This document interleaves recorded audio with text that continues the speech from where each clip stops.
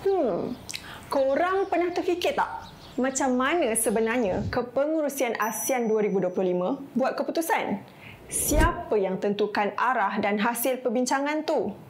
Jawapannya, semua negara anggota ada suara yang sama rata, termasuk Malaysia.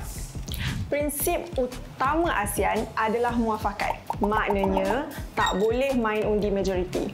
Semua kena setuju dulu, baru boleh jalan. Proses dia banyak rundingan, kompromi dan tarik tali. Kalau ada satu negara tak setuju, keputusan tu kena ubah sampai semua okey. Malaysia pula selalu main peranan sebagai jururunding. Kita ni pandai bawa nada tengah. Tak terlalu keras, tapi tak ikut telunjuk orang.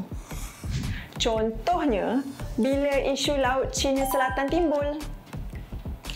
Ada negara yang tegas lawan China, ada yang lebih lembut sebab banyak pelaburan. Malaysia akan cuba seimbangkan, jaga kedaulatan tapi dalam masa sama kekalkan hubungan baik.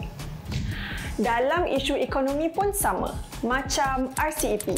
Perjanjian perdagangan mega tu, Malaysia push supaya rakyat betul-betul dapat manfaat.